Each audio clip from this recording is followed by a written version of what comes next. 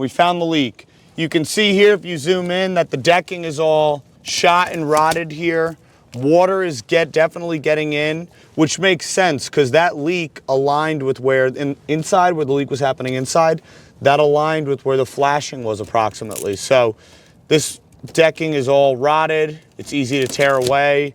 That's a sign that water was getting in here. Here's another problem happening with this roofing system.